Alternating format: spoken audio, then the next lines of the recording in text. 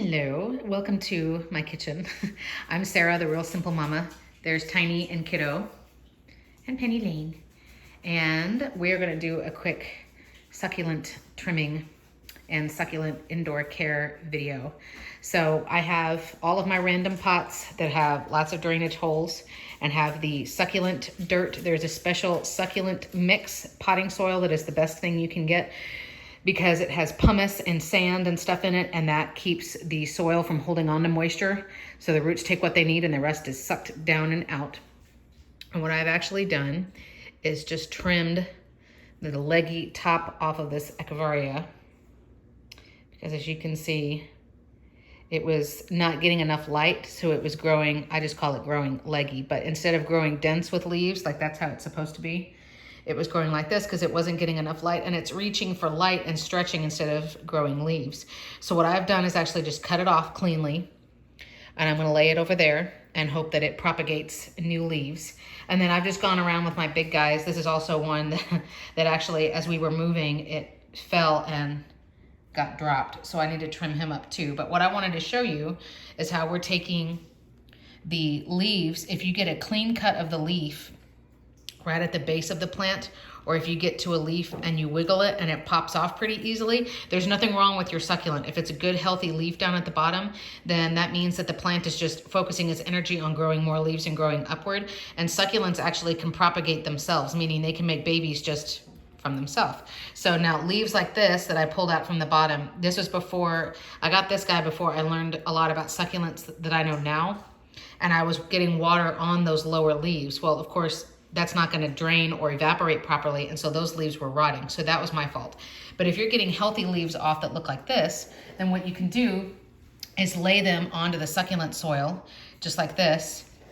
And I use just like a little tiny dropper, and I use RO water, and I just water just a little tiny, like 3 drops, like side, front, and side, like once every 2 or 3 days. And then where you see that pink right here, those are roots where that leaf is actually, you can see, it's budding and it's starting to grow a new baby succulent. So what's cool is if you use a subscription box like Succulent Studios, or you have an impulse buy of a succulent, if you are using them just for inside, or you don't have a lot of places to plant them, then just buy one of each kind, and over time you could propagate lots of babies. So I've bought this one and that one, and now I've got all of these babies that I'm starting. Now, it's not gonna happen with 100% success rate, right? Because then succulents would overpopulate the earth. So there are gonna be some that don't make it.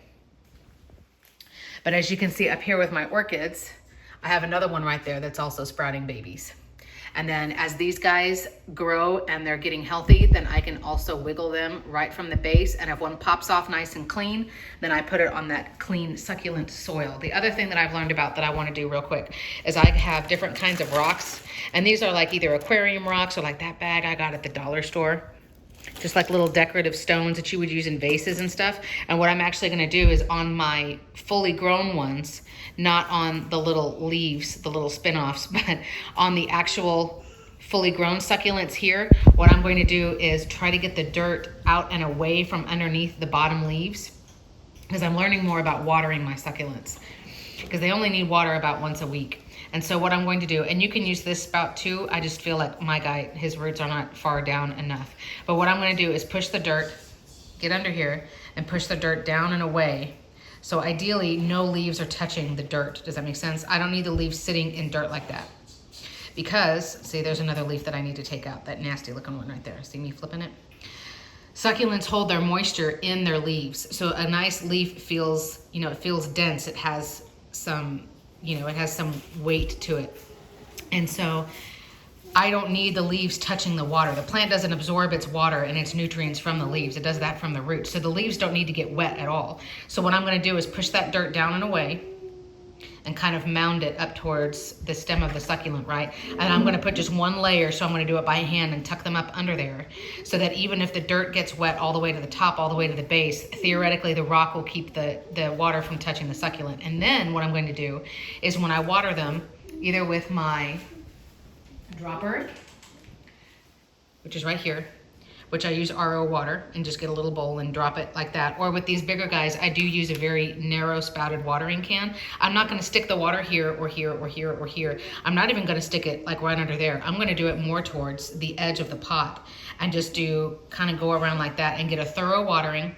Then I'm gonna wait about 10 minutes and make sure the water comes all the way down, wait for it, until the water comes all the way down to here. And then I'll see water pooling in here, and that's the extra water, right, that the roots aren't gonna get. Now, if it sits like that, then the roots are gonna get rotten. But otherwise, I'm gonna wait about 5-10 minutes. And if you have like either a little tray under your pot or whatever, you wanna dump out the excess water. The roots of succulents don't need to be sitting in water because they will rot, and then your whole plant will rot, okay?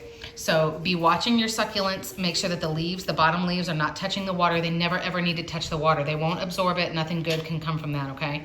And then over time, you can get the bottom layer of leaves and just wiggle them, and then you can start putting them in other pots and use just a dropper. And like I said, like for this one, for example, I would do 1 drop of water here, 1 drop of water there, 1 drop of water there. Almost like I want the succulent to start getting little roots. If you want this water, you got to reach for it a little bit, because I'm not going to put water on top of the leaf. And you will see, as I stick my finger in here, that the leaf itself will start to get, I mean, it's going to decay, right? So it's going to start to rot and get that kind of squishy look to it. But you're going to see pink roots, and then that little nub is going to be a duplicate of that succulent, and that's like a little sedum. So I'm really, really, really excited. I do have a succulent subscription also, and I'm going to do a tour of my indoor plants, which is mostly succulents and orchids, just to kind of show you.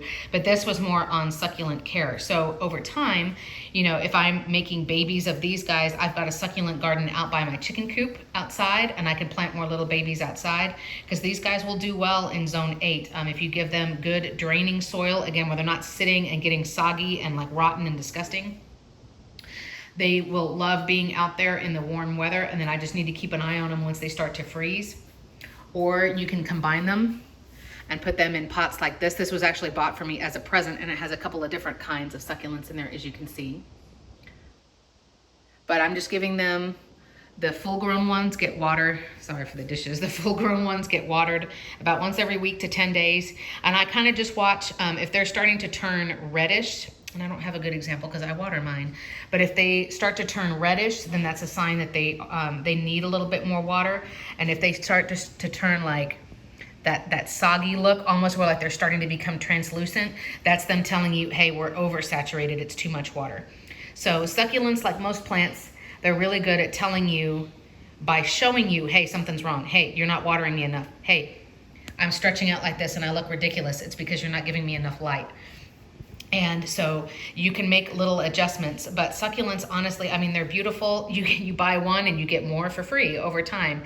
And you know, they're really, really low maintenance. So what I'm going to do now is make one nice little layer of rocks around these guys so that I don't oversaturate them anymore. As you can see, these lower leaves, see how it's like basically laying on the dirt? I need to get them up and off of there. So what I'm going to do is push the dirt down and away as much as I can.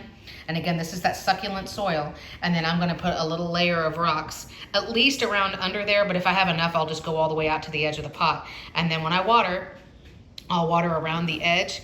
If you've had a succulent in a draining pot for a long time, you might be able to put the water in here. That's what this lip is for you to water down here instead and encourage the roots to go down. But I don't think these guys have been here in this pot long enough. I don't know that they would get adequate water from there.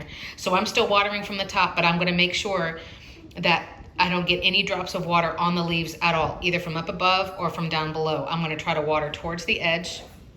I'm gonna wait and make sure that the water goes all the way down and makes the excess, makes it down here. I'm gonna dump that out, right? So none of my soil or anything at the bottom starts to rot.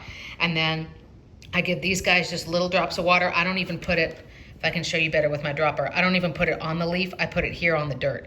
And then I just watch the little droplets absorb. And these guys have been staying up here, up above my sink. My house, the front of my house is right there and it faces southwest. So I guess technically this is the west side of the house, but I don't feel like they're getting too much water. I do water the little leaves a little bit more often than once a week. And I just keep an eye on them. And just giving them a couple of drops. But I'm excited to see, you know, how many little babies we can get, and I've got more little pots ready to go. Like I said, those rocks are dollar store. These little ceramic pots, they're not plastic. These ceramic ones were $3 for $1 at Dollar Tree. And then I have my succulent soil that was a big old bag for 10 bucks. So I hope this has been helpful, a little introduction to watering and propagating succulents. Say bye, thanks for watching. Bye, thanks for watching.